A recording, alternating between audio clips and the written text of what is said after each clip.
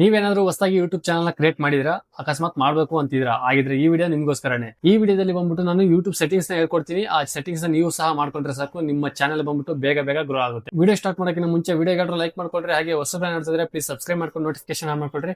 ಹಾಗೆ ಬನ್ನಿ ಗೈಸ್ ವಿಡಿಯೋನ. ಹಾಗೆ ಮೊದಲೇದಾಗಿ ಬಂದ್ಬಿಟ್ಟು ನೀವು ನಿಮ್ಮ ಕ್ರೋಮ್ ಬ್ರೌಸರ್ನ ಓಪನ್ ಮಾಡ್ಕೊಂಡಾದ್ಮೇಲೆ ಯೂಟ್ಯೂಬ್ ಸ್ಟುಡಿಯೋ ಅಂತ ಸರ್ಚ್ ಮಾಡಿ. ಅಲ್ಲಿ ನಿಮಗೆ ಈ ರೀತಿ ಬರುತ್ತೆ. ನಿಮಗೆ ಈ ರೀತಿ ಬಂದಿಲ್ಲ ಅಂದರೆ ನಿಮ್ಮ ಹತ್ರ YT ಸ್ಟುಡಿಯೋ ಆ್ಯಪ್ ಇರುತ್ತೆ, ಅದನ್ನ ಡಿಲೀಟ್ ಮಾಡಿಬಿಟ್ಟು ಮತ್ತೆ ಸರ್ಚ್ ಮಾಡಿ ಈ ರೀತಿ ಓಪನ್ ಆಗುತ್ತೆ. ನೆಕ್ಸ್ಟ್ ನೀವು ಸೆಟ್ಟಿಂಗ್ ಅಂತ ಒಂದು ಆಪ್ಷನ್ ಇರುತ್ತೆ, ಇಲ್ಲಿ ಸೆಟ್ಟಿಂಗ್ನ ಓಪನ್ ಮಾಡಿ. ಸೆಟ್ಟಿಂಗ್ನ ಓಪನ್ ಮಾಡ್ಕೊಂಡ್ಬಿಟ್ಟು ಇಲ್ಲಿ ಜನರಲ್ ಅಂತ ಇರುತ್ತೆ, ಇದು ನಾರ್ಮಲ್ ಹಂಗೆ ಬಿಟ್ಬಿಡಿ. ನೆಕ್ಸ್ಟ್ ಚಾನಲ್ ಅಂತ ಒಂದು ಆಪ್ಷನ್ ಇರುತ್ತೆ, ಇಲ್ಲಿ ಬಂದರೆ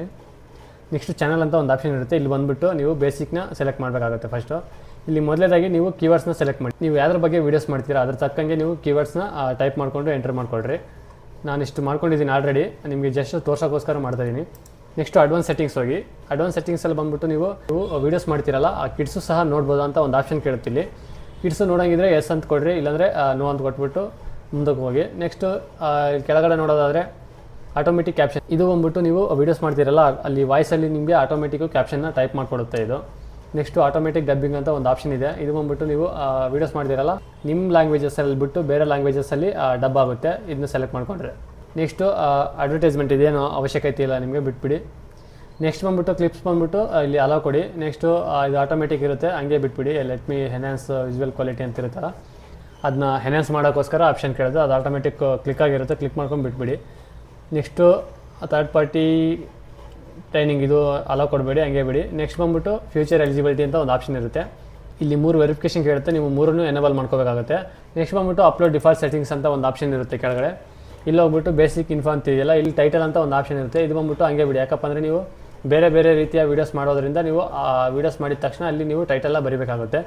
ನೆಕ್ಸ್ಟು ಡಿಸ್ಕ್ರಿಪ್ಷನ್ನು, ಅಂದರೆ ನೀವು ಆ ವಿಡಿಯೋಗೆ ತಕ್ಕಂತೆ ಕೆಲವೊಂದು ಸ್ವಲ್ಪ ಡಿಸ್ಕ್ರಿಪ್ಷನ್ ಬರ್ಕೊಳ್ಳಿ, ಹಾಗೆ ನಿಮ್ಮ ಚಾನಲ್ಗೆ ತಕ್ಕಂತೆ ಸ್ವಲ್ಪ ಡಿಸ್ಕ್ರಿಪ್ಷನ್ ಬರ್ಕೊಳ್ಳಿ. ನೆಕ್ಸ್ಟು ಇಲ್ಲಿ ಪಬ್ಲಿಕಲ್ಲಿ ಇಟ್ಕೊಳ್ಳಿ. ನೆಕ್ಸ್ಟು ಇಲ್ಲಿ ಟ್ಯಾಗ್ಸ್ ಬಂದ್ಬಿಟ್ಟು ನೀವು ಆ ವಿಡಿಯೋಗೆ ತಕ್ಕಂತೆ ಟ್ಯಾಗ್ಸ್ ಹಾಕ್ಕೋಬೇಕಾಗುತ್ತೆ, ಅದರಿಂದ ನೀವು ಇಲ್ಲಿ ಖಾಲಿ ಬಿಟ್ಕೊಳ್ಳಿ.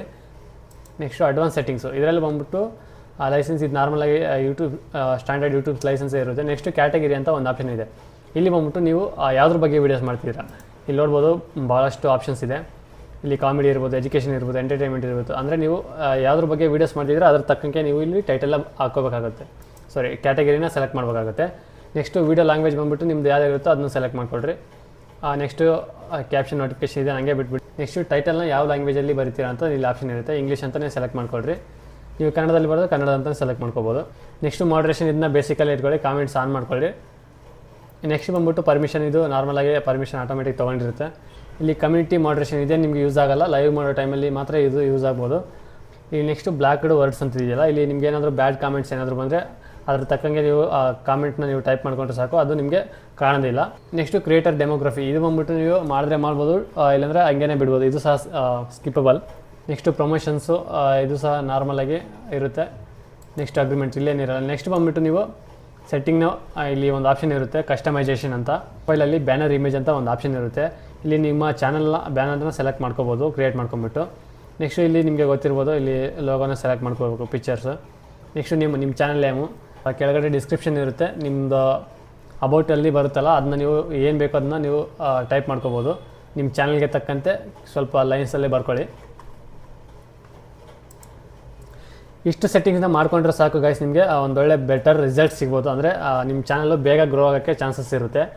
ವಿಡಿಯೋ ಬಂದ್ಬಿಟ್ಟು ಇಷ್ಟೇ ಗೈಸ್. ವಿಡಿಯೋ ಹೆಂಗೆ ಅನಿಸ್ತು ಅಂತ ಕೆಳಗಡೆ ಕಾಮೆಂಟಲ್ಲಿ ತಿಳಿಸಿ. ವಿಡಿಯೋಗಳನ್ನ ಲೈಕ್ ಮಾಡ್ಕೊಳ್ರಿ, ಹಾಗೆ ಹೊಸಬ್ರು ನೋಡ್ತಿದ್ರೆ ಪ್ಲೀಸ್ ಸಬ್ಸ್ಕ್ರೈಬ್ ಮಾಡ್ಕೊಂಡು ನೋಟಿಫಿಕೇಶನ್ ಆನ್ ಮಾಡ್ಕೊಳ್ರಿ. ನೆಕ್ಸ್ಟ್ ವಿಡಿಯೋದಲ್ಲಿ ಸಿಗೋಣ ಗೈಸ್. ಎಲ್ರಿಗೂ ಟಾಟಾ, ಬಾಯ್ ಬಾಯ್.